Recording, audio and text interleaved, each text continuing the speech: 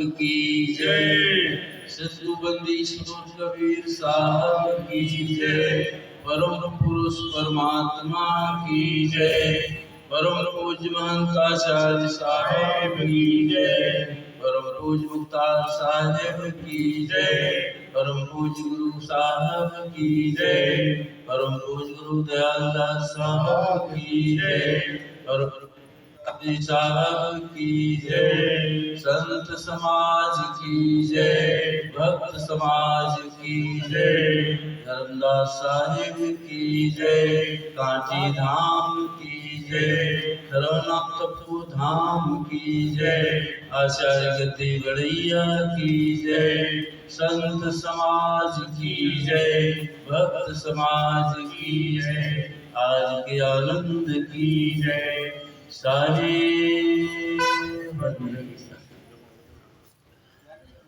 बड़ा शुभ अवसर।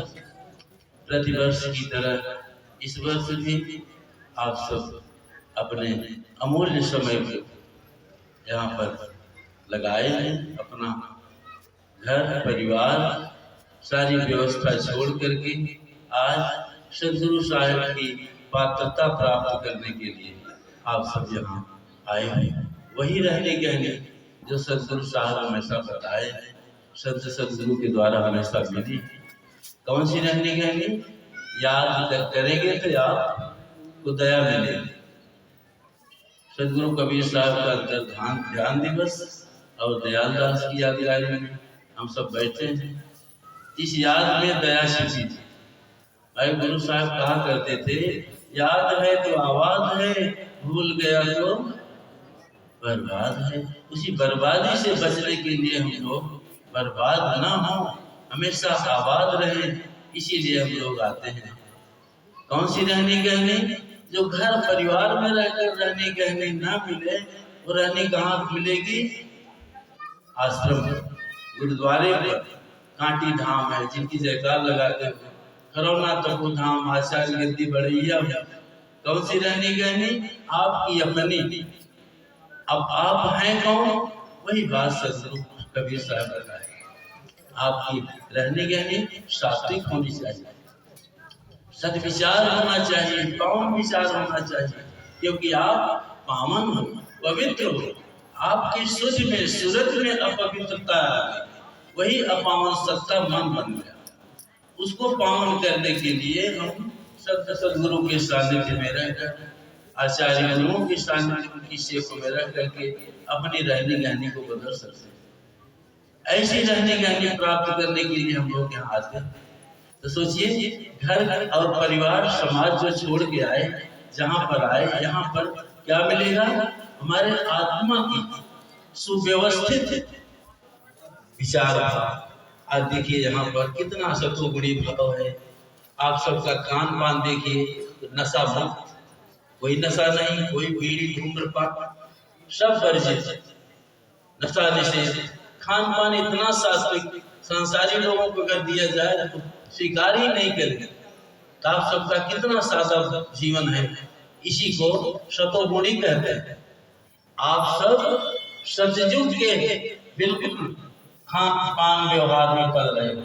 जिस दिन गुरु साहब की शरण में आए, उसी दिन आप सबका खान पान, आचार विचार सब बदल दिया।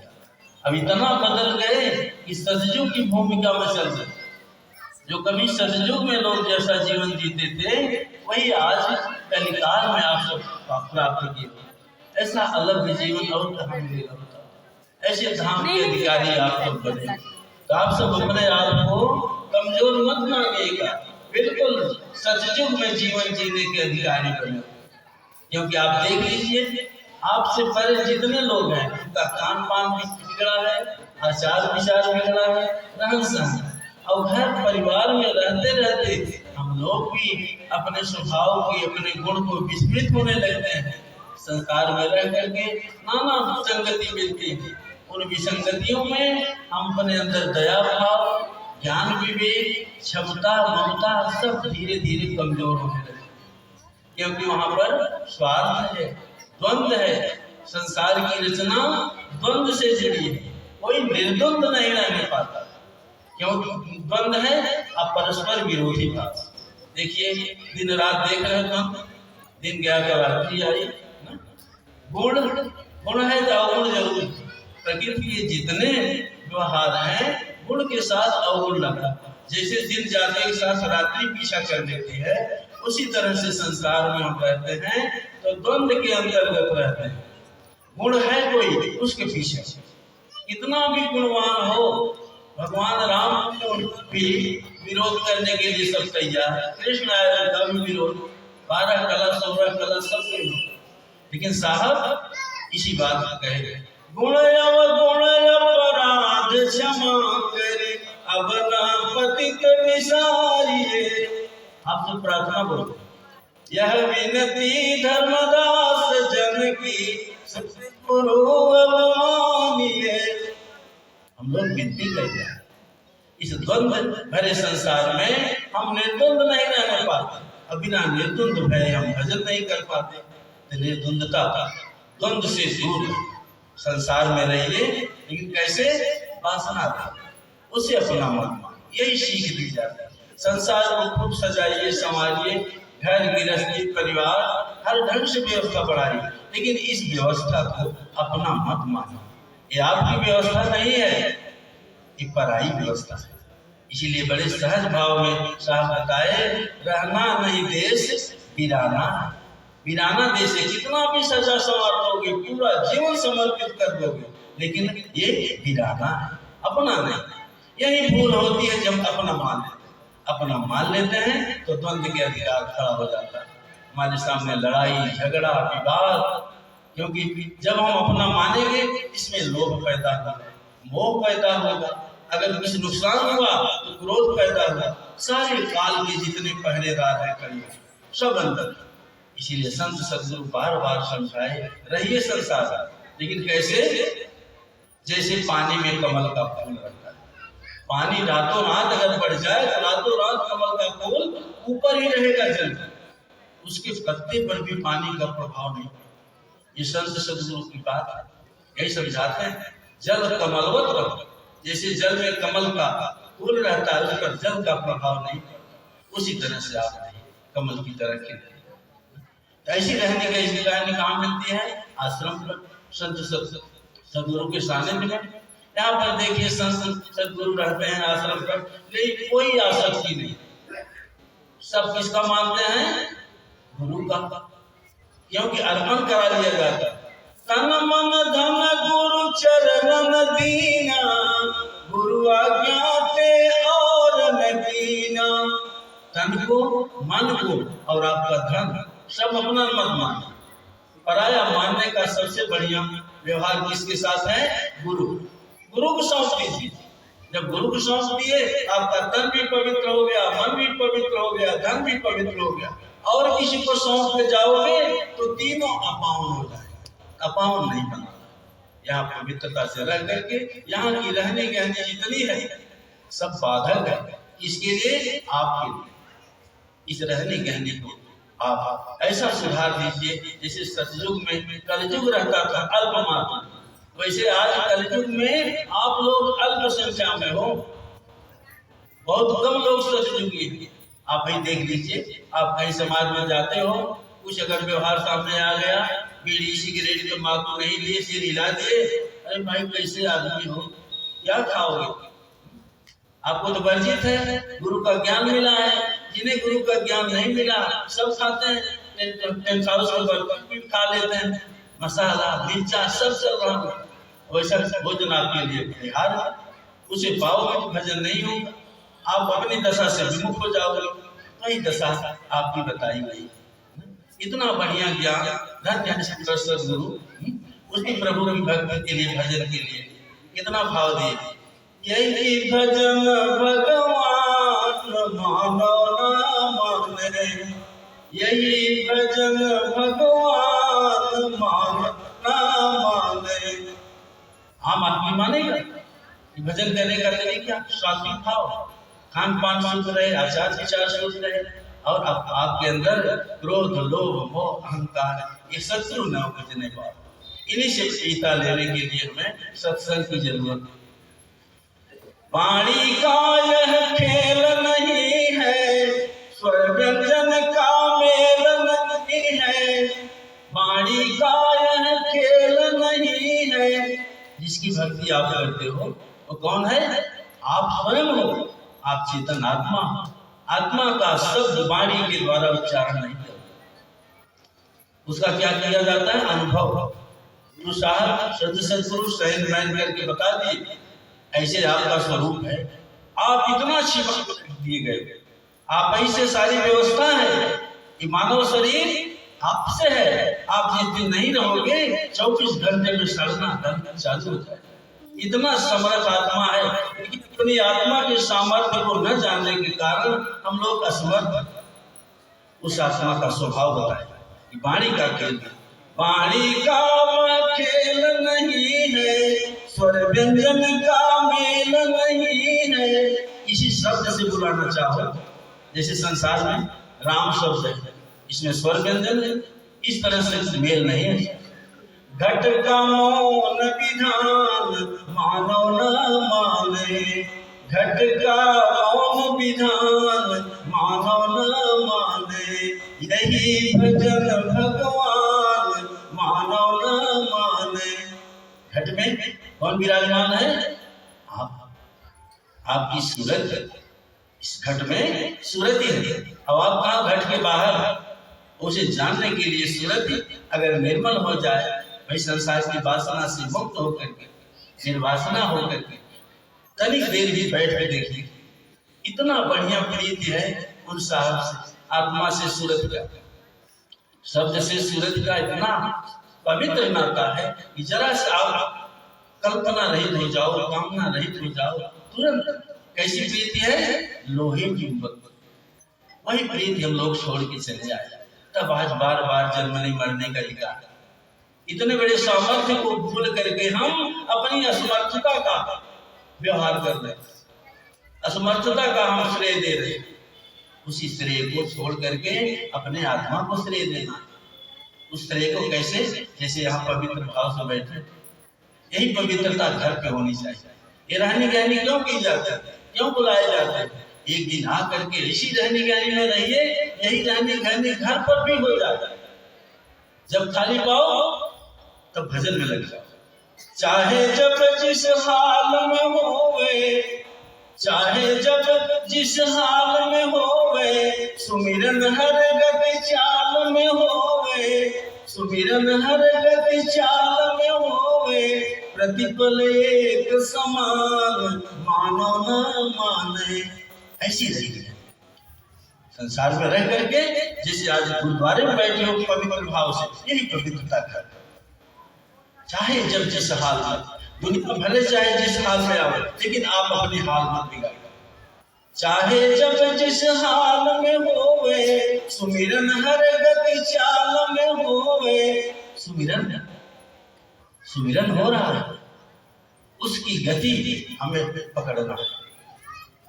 सुमिरन सुरति लगाई के, हमें सुमिरन भी नहीं करना, उस सुमिरन की गति में रहना। उसकी गति कौन जाने? उसी गति को जानना। उस सुमिरन जहाँ हो रहा वहीं से वाणी आ रहा है, वाणी उसकी परछाई है, प्रतिबिंब है। जहाँ सुमिरन हो रहा है उसी की परछाई है। हम लोग परछाई में भूले हुए, उसी परछाई में छोड़ करके साईं का याद करना। प्रतिपल चाहे जब जिस हाल में होवे, सुमिरन हट गति चाल में होवे। प्रतिपल एक समान मानो न माने, प्रतिपल एक समान मानो न माने।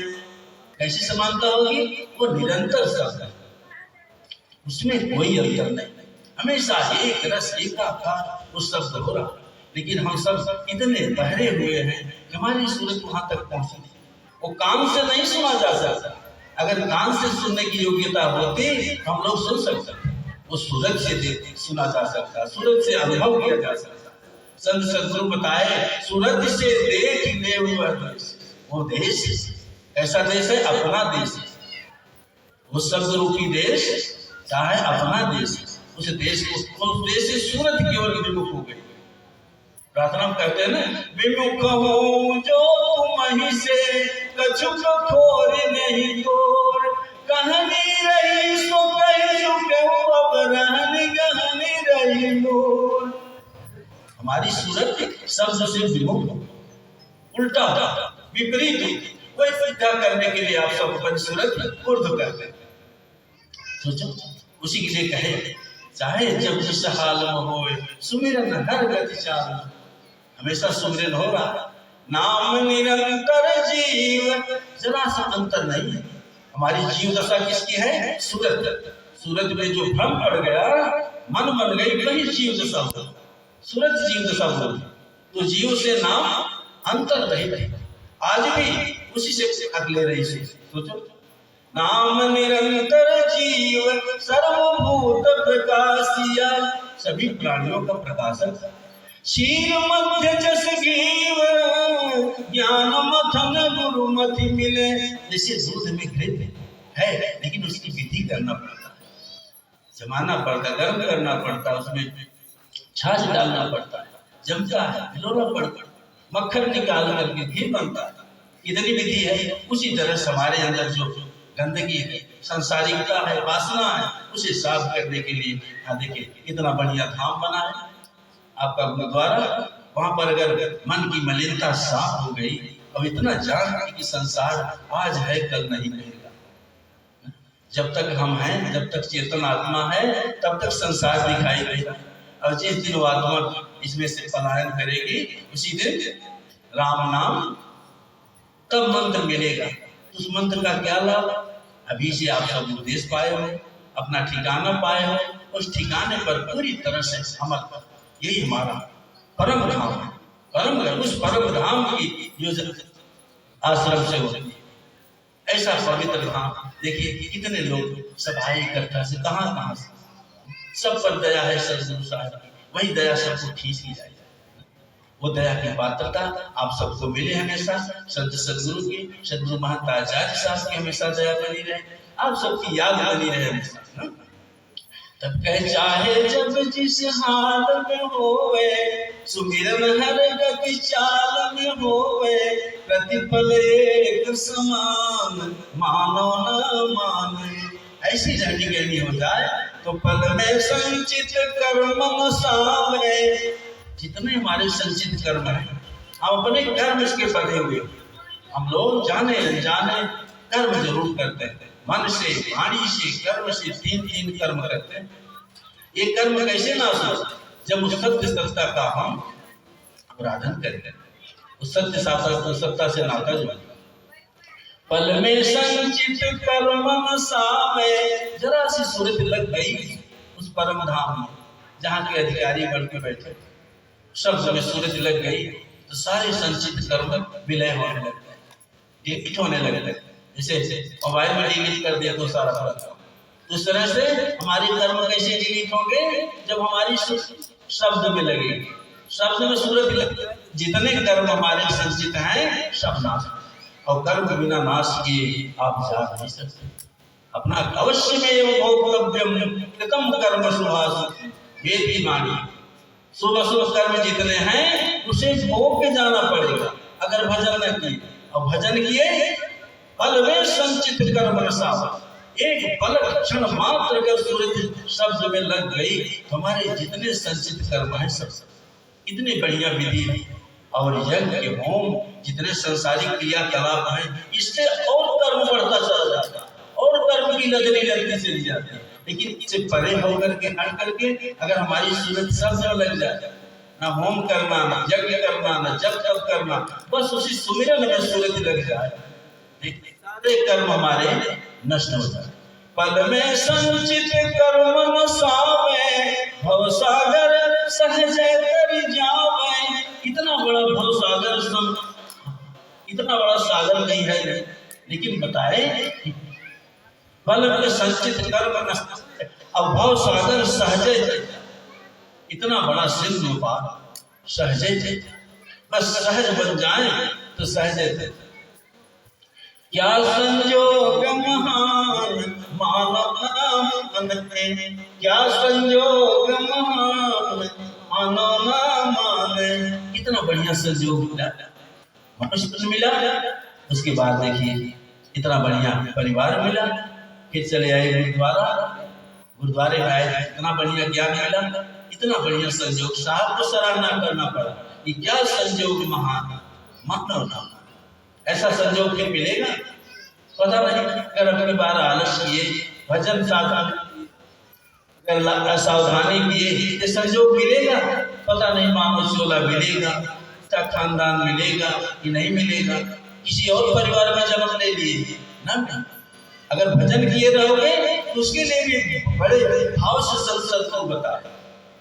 भक्ति बीज बिन सै नहीं, माला ले लिए, उपदेश ले लिए, लेकिन अगर साधन भजन किए, सूरज लग गई शब्द से हेतु मिल गया, उसी दिन गुरु प्रकट हो गया। जिस दिन आप शब्द से नाता जोड़ लिए, आपकी सूरज शब्द से लगाव कर लिया, उसी दिन समझ लो गुरु प्रकट हो। अब जब तक शब्द से नाता नहीं जोड़े तब तक गुरु प्रकट नहीं। इसके लिए बिल्कुल सावधान होकर के भजन करिएगा। आप सब ये वस्तु फिर नहीं मिलेगी। बताया क्या संयोग महान, इसको महान संयोग बताया। सदगुरु मदन पद साहब ने बताया, जीती बाजी क्यों तुम्हारी, बाजी जीत गए हो, मनुष्य तन मिला, अच्छा परिवार मिला, उसके बाद गुरु का ज्ञान मिला। गुरु का ज्ञान मिल गया, समझ लो जीती बाजी जीत गई। और क्यों तुम्हारी, अब हार रह गए। अगर द्वंद्व में पड़ गए संसार की खींचा खाने ना, अगर किसी को देख करके फला भी तुम माला लिया है, वो तो ऐसे करता है वैसे करता है, अरे देख मत, कोई बख्श के लिए आते हैं, कहते हैं ना, और मेरे बाप जी बख्श गरीब निवाज, जो मैं पूत कपूत हूँ तहु पिता को लाज। अवगुण हमारा कैसे बख्श दिया जाए, कैसे अब अवगुण से रहित हो जाए। अगर अवगुण बना रहा तब तो फिर उस घर जाने का अधिकार नहीं। सदगुरु मदन पद साहब बताए, जीती बाजी क्यों तुम्हारी, यह तेरा अवसर भारी, अब की बार चित चेत खेल यही तुम्हारी बारी, ऐसे गुरु मूर्ति की बलिहारी। अब की बार चित चेत चैतन्य होकर जागरूक होकर के ये वस्तु बात नहीं तो देख लीजिए साथ में रख करके नाना उपद्रव में सब लगे। जब मैया का जागरण हो रहा है, मैया बुला रहे, चिल्ला रहे, अपनी मैया की खबर ही घर में माता जी हैं, उनका व्यवहार नहीं, और जो माता जी दे रही हैं उनको चिल्ला मूर्ति बना कर रख देते। अब ये चेतन मूर्ति जो दिखाई नहीं, किससे दिखाई देगी, सूरज के माध्यम से दिखाई देगी। इतना बढ़िया संयोग है। सदगुरु मदन पद साहब तो ललकार थे, कभी बार बाजी जीत गई तो हारना नहीं है।